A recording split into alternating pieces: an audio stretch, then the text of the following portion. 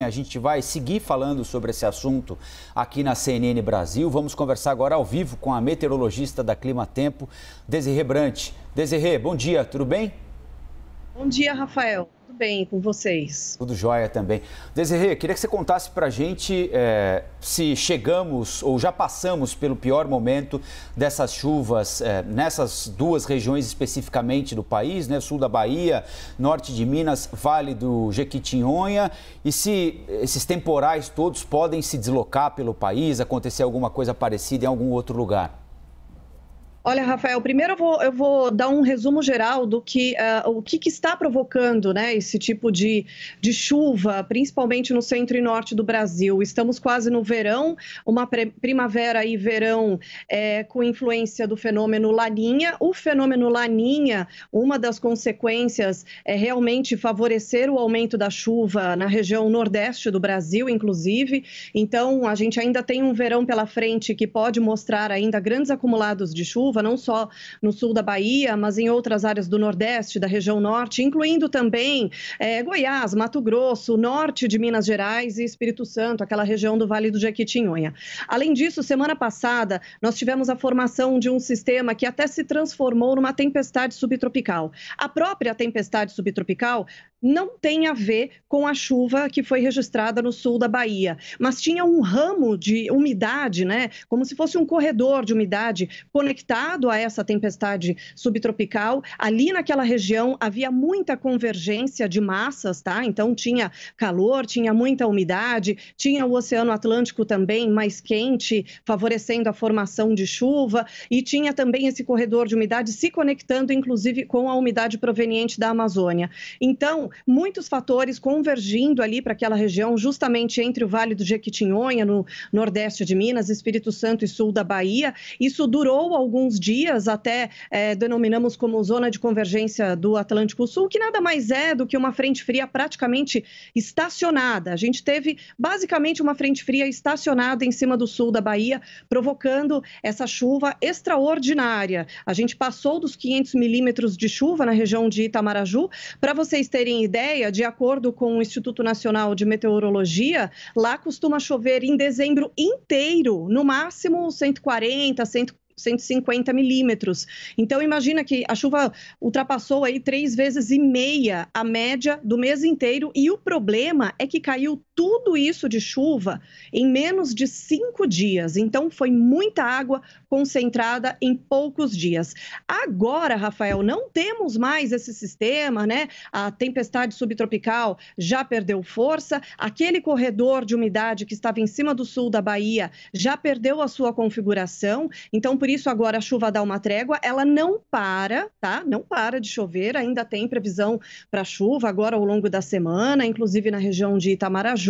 Não é um volume, lógico, longe de ser o volume que registramos na semana passada, na região de Itamaraju, só que o solo está encharcado, ainda tem muitos lugares alagados, então qualquer chuva que caia não ajuda em nada, né? Pelo contrário. De qualquer maneira, esta vai ser uma semana em que a chuva dará uma trégua na região sul da Bahia, também norte de Minas e Espírito Santo. Agora, na semana do Natal, pode voltar a chover forte, inclusive nestas áreas entre o sul da Bahia, o norte de Minas e o Espírito Santo. Rafael.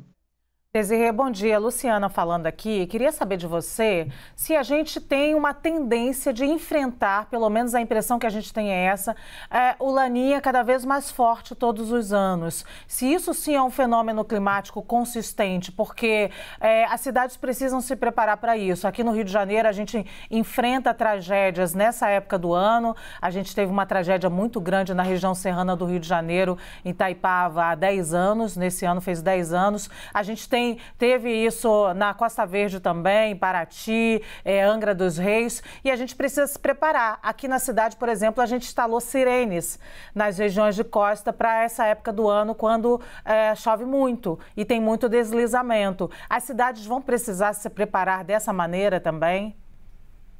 Olha, para esse ano, principalmente o Nordeste do Brasil, Norte de Minas, Espírito Santo, Norte de Mato Grosso, Norte de Goiás, região Norte como um todo, porque o Laninha, ele sempre potencializa, sempre não, né? Na verdade, ele precisa da ajuda do Oceano Atlântico. E ao que tudo indica, a gente tem um Oceano Atlântico ajudando o Laninha esse ano, tá? Então, a gente tem o Pacífico mais frio, que é o próprio Laninha, e aqui na costa do Brasil, o Atlântico favorecendo, né, esse potencial de chuva no centro e norte do país. Para o centro e sul do Brasil, inclusive Rio Grande do Sul, Santa Catarina e Paraná, aí é o contrário, vai faltar chuva. São Paulo, Rio de Janeiro estão no meio do caminho, tá? Então, a gente não tem a expectativa de grandes acumulados de chuva para São Paulo e Rio, mas é claro que quando a gente fala de verão na região sudeste do país, inclusive para o Rio de Janeiro e para o estado de São Paulo, a gente sempre tem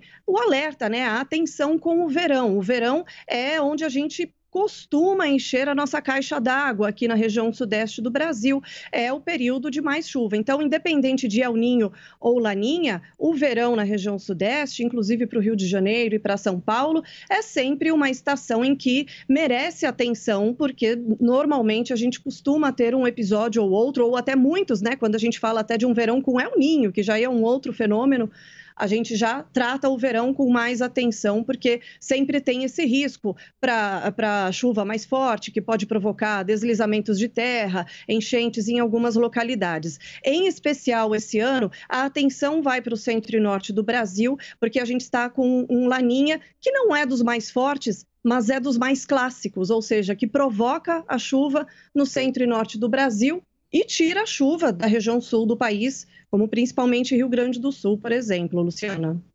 Desirê, a gente precisa falar também, é claro, do tornado nos Estados Unidos, dos tornados que passaram por lá, deixaram pelo menos 100 mortes ali naquela região do Kentucky. Qual que é a sua avaliação do que está acontecendo por lá? O que pode ter provocado esses tornados que acabou pegando todo mundo de surpresa naquela região? Então, eu estou falando agora, Muriel, eu acabei de falar, né, que o Laninha acaba favorecendo a chuva no centro e norte do Brasil. A gente ainda pode ver novos episódios de chuva forte nas áreas mais ao norte do país. E para os Estados Unidos, um dos motivos também é o Laninha, porque o Laninha acaba favorecendo a formação de sistemas de baixa pressão, e foi o que aconteceu na última sexta-feira, tá? A formação de um sistema de baixa pressão favoreceu esse corredor de muita instabilidade. A gente teve aí um tornado extremamente forte, classificado como o mais forte, né, na escala F5, e ele também foi bem extenso, porque ele percorreu cerca de 400 quilômetros, né, provocando grandes estragos nos Estados Unidos. Então, e é uma época em que não é comum a gente ter esse tipo de fenômeno nos Estados Unidos, lembrando que lá já estamos quase no inverno, mas por causa, né, um dos motivos é o Laninha também, que acaba modificando a circulação ali da atmosfera também naquela região e acaba favorecendo a formação desses sistemas de baixa pressão. E dentro desses sistemas de baixa pressão, acaba ficando embebido algumas regiões mais propícias à formação desses tornados. Justamente essa região do sudeste dos Estados Unidos, meio oeste, costuma ter, sim, episódios de tornado, mas não nessa época do ano. Só que por causa do Laninha, e tivemos até uma temperatura alta para a época do ano, tudo isso favoreceu a formação dessas grandes instabilidades, dessas nuvens muito carregadas. Se vocês olham as imagens de satélite, a gente vê perfeitamente ali um corredor praticamente de muita instabilidade, onde tivemos aí a formação desses tornados desde o final da semana passada, provocando esses estragos extraordinários na região. Desirê Brant, da Clima Tempo. Desirê, muito obrigado pela entrevista aqui para a CNN. Bom dia, boa semana para você. Uma ótima semana a todos e até a próxima. Obrigado.